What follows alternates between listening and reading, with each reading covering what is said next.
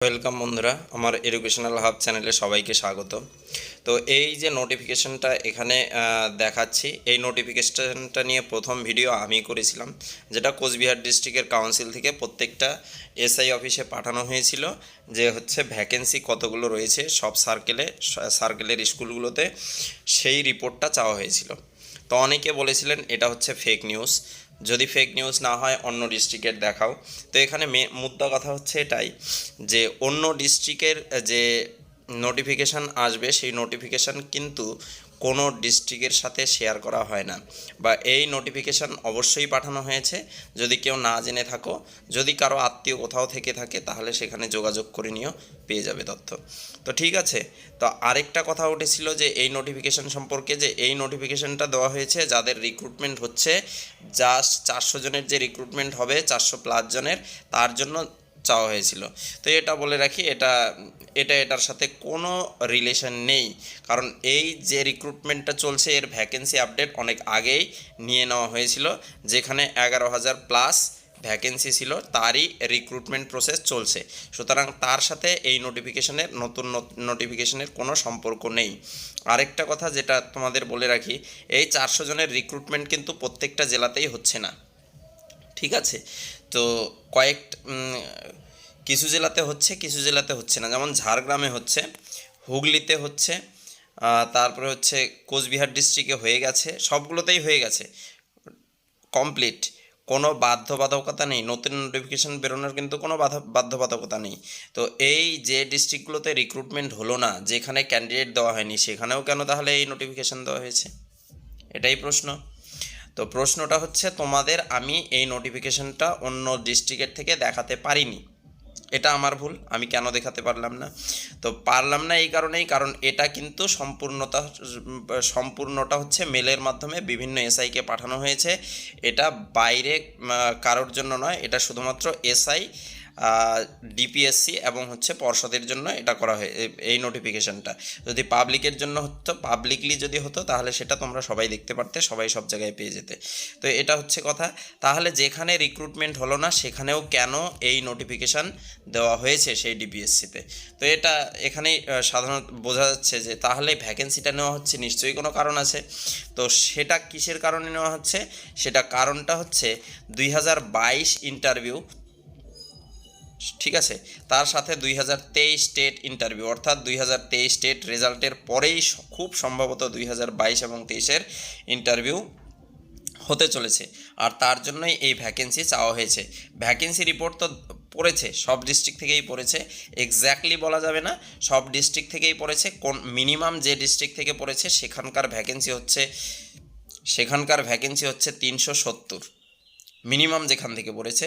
Plus হচ্ছে maximum যেখান থেকে পড়েছে, সেটা বলে দিচ্ছি ডিস্ট্রিক্টের নাম। ম্যাক্সিমাম পড়েছে উত্তর 24 পরগনা ডিস্ট্রিক্ট থেকে, ম্যাক্সিমাম, সেটা 1000+ সামথিং কিছু হবে।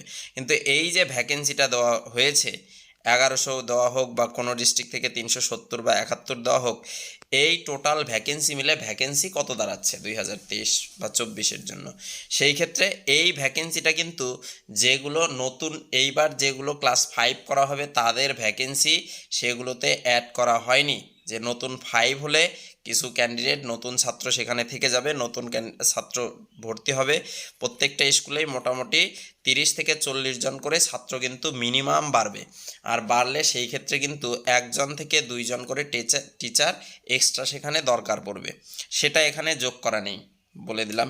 আরেকটা যেটা যোগ করা নেই, সেটা হচ্ছে কোনো স্কুলে যদি 120+ স্টুডেন্ট থাকে, সেক্ষেত্রে কিন্তু সেই 1:3 যে রেশিও আছে, সেই রেশিও দিয়ে প্রথমে ছাত্রকে নেওয়া হয়, টিচার রিক্রুট করা হয়, তার সাথে প্লাস একটা টিচার নেওয়া হয়। অর্থাৎ এখানে যদি 4টে টিচার হয়, 1:3-তে একটা 120 স্টুডেন্টযুক্ত ক্লাসে টিচার হয় 4 জন, কিন্তু যেহেতু 120 জন আছে, সেহেতু +1, ঠিক আছে, 5 জন টিচার। এই প্লাস একটা সেখানে করা নেই, ঠিক আছে। তো ভ্যাকেন্সি তো জমা পড়েছে, ভ্যাকেন্সি ভালোই জমা পড়েছে। সেটা কত? 15,000 প্লাস যদি সব কিছু ধরা হয় সেক্ষেত্রে 25,000 বা 30,000 হবে, ঠিক আছে। যদি ওই 5+ করে ধরা হয় বা 120-তে একজন করে এক্সট্রা ধরা হয় সেক্ষেত্রে কিন্তু 25,000 প্লাস হয়ে যাবে। এগুলো জমা পড়েছে রিক্রুটমেন্ট নোটিফিকেশান দেওয়া, ইন্টারভিউয়ের নোটিফিকেশান দেওয়া বা 2023 টেট রেজাল্ট, এর কোনো বাধ্যবাধকতা নেই ডিপিএসসি থেকে বা কোনো জায়গা থেকে, চাইলে তারা দিতেই পারে। কিন্তু এখানে হচ্ছে পর্ষদের মানসিকতার উপরে সম্পূর্ণটা নির্ভর করছে। মুদ্রা কথা কোথায় নির্ভর করছে? পর্ষদের মানসিকতা এবং সরকারের সদিচ্ছা। তারা যদি ইচ্ছা করে তাহলে যে কোনো দিন যে কোনো মুহূর্তে টেটের result, 2023 TET result, 2023 TET result এবং 2022 টেটের ইন্টারভিউয়ের বিজ্ঞপ্তি দিতেই পারে। কিন্তু এটা সম্পূর্ণটা নির্ভর করছে পর্ষদের সদিচ্ছা এবং সরকারের সদিচ্ছার উপরে। তো ঠিক আছে, তো আমরা যতই বলি বা আমি বলি বা যেই বলুক যে পুজোর আগেই হবে, পুজোর পরেই হবে, যেহেতু এই ডেটগুলো ভাইটাল, তার আগে রিক্রুটমেন্ট ইতিমধ্যে দিয়েছে বা দিয়ে থাকে, সেজন্য সবাই বলছে।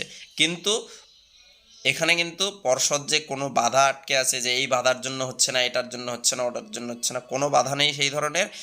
যদি সরকার চায় তাহলে আজকেই নোটিফিকেশান দিতে পারে, কালকেই নোটিফিকেশান দিতে পারে, তাতে কোনো বাধ্যবাধকতা নেই, সম্পূর্ণটা সরকারের সদিচ্ছা এবং পর্ষদের সদিচ্ছার উপরে। কিন্তু নোটিফিকেশান আসবে, সেটাও কনফার্ম, নোটিফিকেশান আসবে, ঠিক আছে। 2 দিন আগে আর 2 দিন পরে নোটিফিকেশান আসবে। ওয়েবসাইট দেখতে থাকো, ফলো করো, আর এই ধরনের ভিডিও পেতে অবশ্যই আমার চ্যানেলটাকে